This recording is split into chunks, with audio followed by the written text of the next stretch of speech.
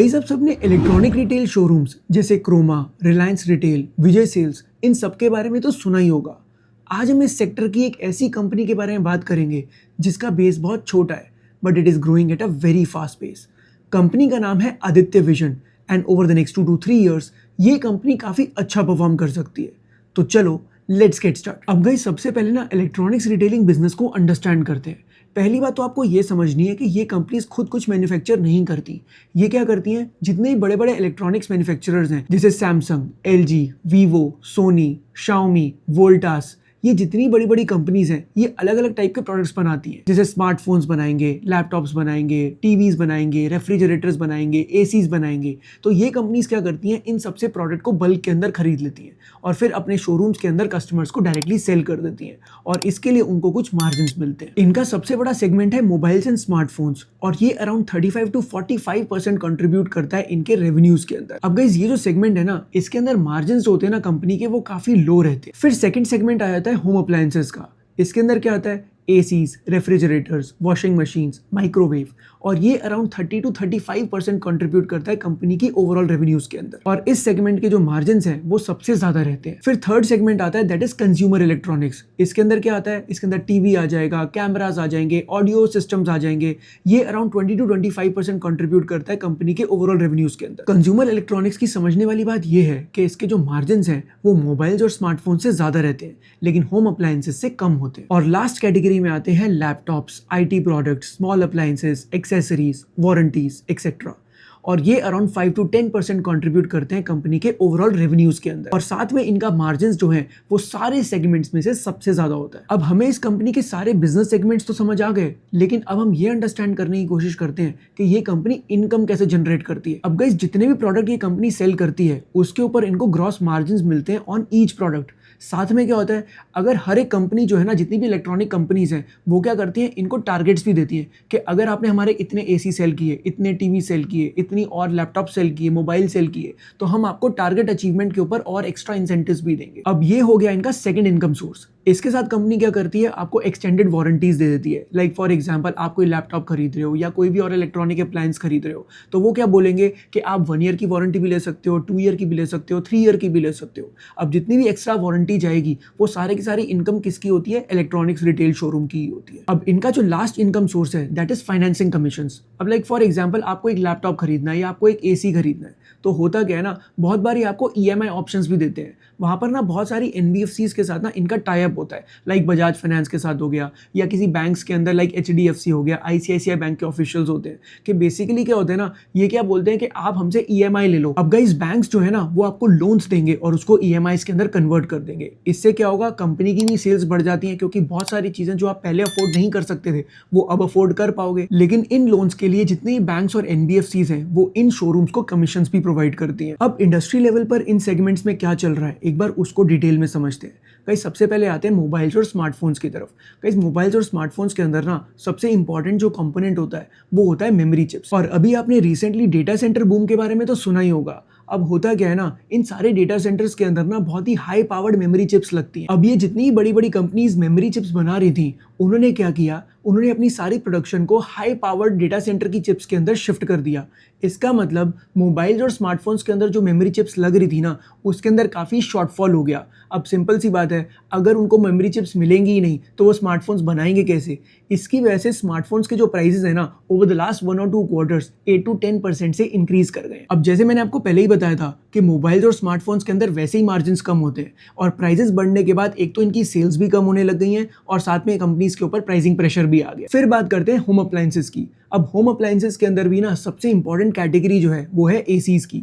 अब गाइस एक चीज समझ लो, इंडिया के अंदर ना एक बहुत ही मैसिव एसी बूम चल रहा है। मतलब over the next 5 to 6 years AC की जो इंडस्ट्री है ना वो 12 to 15% पे इजीली ग्रो कर सकती है। देखो गाइस पहले का टाइम ना बहुत डिफरेंट था जब एसी को एक लग्जरी माना जाता था, लेकिन आज की डेट में क्या हो रहा है ना, एसी एक नेसेसिटी बन चुकी है। और जब से रूरल एरियाज के अंदर इलेक्ट्रिसिटी की पेनिट्रेशन बढ़ी है तब से एसीज की डिमांड बहुत ज्यादा बढ़ने लग गई है। तो गाइस एसी जो है ना वो इन कंपनीज का सबसे इंपॉर्टेंट प्रोडक्ट होता है और इसके अंदर मार्जिन्स भी काफी अच्छे होते हैं। अब एसी की डिमांड किस चीज पे डिपेंड करेगी, एसी की डिमांड डिपेंड करेगी कितनी ज्यादा गर्मी होने वाली है। तो सिंपल सी बात है, समर सीजन्स के अंदर कंपनी कैसा परफॉर्म करती है that is going to set the tone कि कंपनी पूरे फाइनेंशियल ईयर के अंदर कितने अच्छे रेवेन्यूज जनरेट कर सकती है। अब गाइस इसका ना एक एग्जांपल लेते हैं। हुआ क्या था ना, FY25 के अंदर ना मैसिव हीट वेव आ गया था।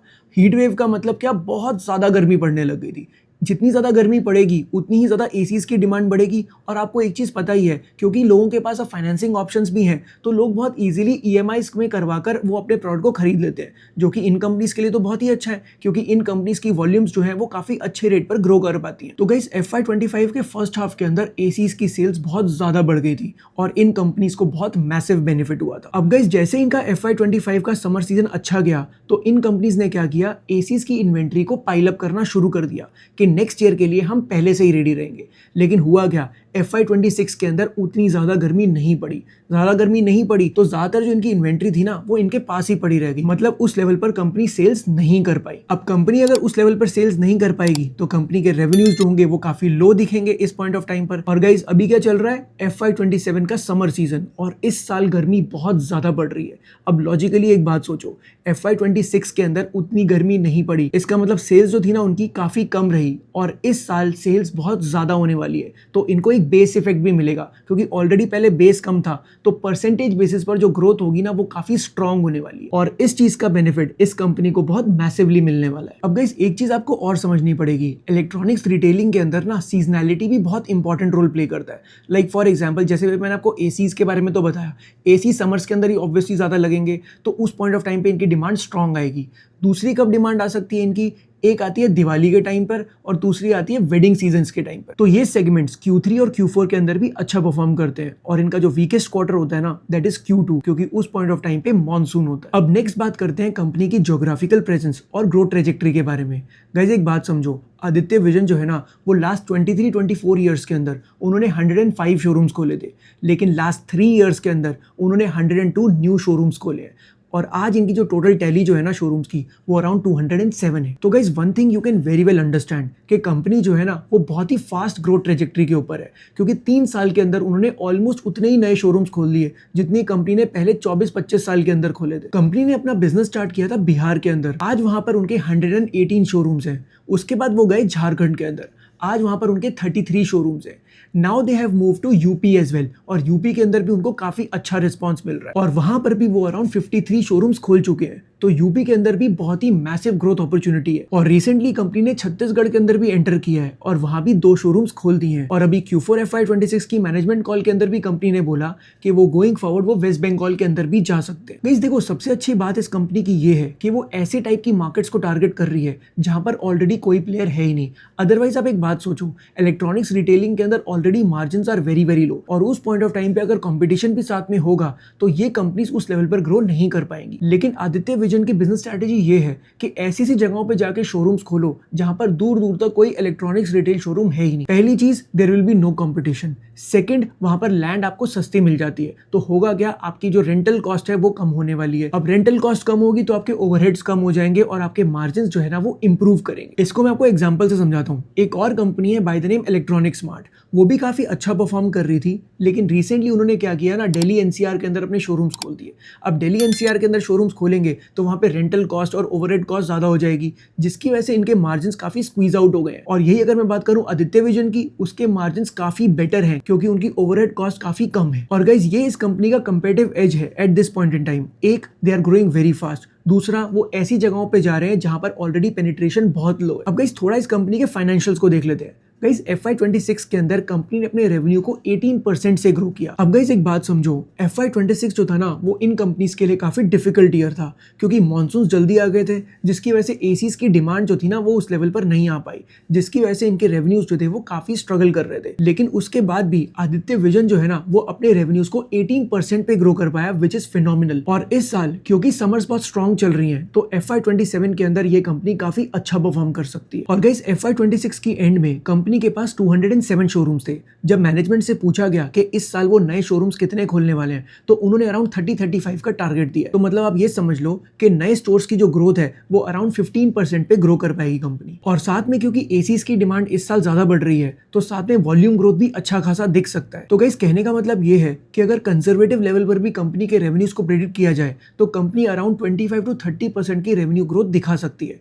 साथ में अगर मैं मार्जिन की बात करता हूँ, मार्जिन भी इस कंपनी के इंप्रूव कर सकते हैं क्योंकि एसीज जो है ना इस साल उसकी डिमांड ज़्यादा होने वाली है। And as I have told you, AC इनका बहुत ही मेजर प्रोडक्ट है और इसके अंदर मार्जिन भी काफ़ी अच्छे रहते हैं। हाँ, लेकिन एक चीज़ का आपको और ध्यान रखना पड़ेगा, क्योंकि कंपनी अपने स्टोर्स को बहुत फास्ट ग्रो कर रही है तो कंपनी की वर्किंग कैपिटल रिक्वायरमेंट्स ना काफ़ी बढ़ जाती है, जिसकी वजह से क्या होता है कंपनी की कॉस्टिंग बढ़ जाती है इनिशियली, और कॉस्टिंग बढ़ने की वजह से इनके मार्जिन्स थोड़े से डाउनवर्ड भी जा सकते हैं। लेकिन ये इतनी प्रॉब्लमेटिक बात नहीं है गाइस, क्योंकि कंपनी अगर अच्छे रेट पर ग्रो कर रही है तो गाइस ये तो लॉजिकल है ना कि कंपनी की थोड़ी सी कॉस्टिंग तो बढ़ेगी, जिसकी वजह से शॉर्ट टर्म में इनके मार्जिन्स थोड़े से स्ट्रगल कर सकते हैं। लेकिन एज लॉन्ग एज कंपनी की रेवेन्यू ग्रोथ अच्छी जा रही है, मार्जिन्स ओवरऑल बाकी प्रोडक्ट्स के थ्रू इंप्रूव कर रहे हैं, तो guys one thing is very clear कि कंपनी के पास पोटेंशियल तो है और साथ में इंडस्ट्री के अंदर भी टेलविंड चल रही है, दैट इज एसी सेक्टर के अंदर, क्योंकि एसी जो है वो काफी अच्छे रेट पर ग्रो कर सकता है गोइंग फॉरवर्ड। और अगर एसी अच्छा ग्रो किया और वो क्योंकि इनकी इंपॉर्टेंट मार्केट है तो इनके मार्जिन्स भी इंप्रूव करेंगे, रेवेन्यू ग्रोथ भी इंप्रूव करेगा, तो कंपनी जो है ना वो over the next 2 to 3 years काफी अच्छा परफॉर्म कर सकती है। लेकिन वही वाली बात है ना guys, every company needs to be tracked. अभी कंपनी की पोटेंशियल तो अच्छी लग रही है लेकिन कंपनी एग्जीक्यूट कितना कर पाती है, that is something we have to keep tracking. और गाइस कंपनीज को किस तरीके से ट्रैक करना होता है, that is exactly what we teach in our equity research boot camp. तो अगर आपको उसके अंदर इंटरेस्ट हो तो डेफिनेटली आप लिंक को देख सकते हो। तो गाइस आई होप आपको आज का वीडियो अच्छा लगा होगा। If you like this video then don't forget to like, share and subscribe to the channel. I will see you in the next one.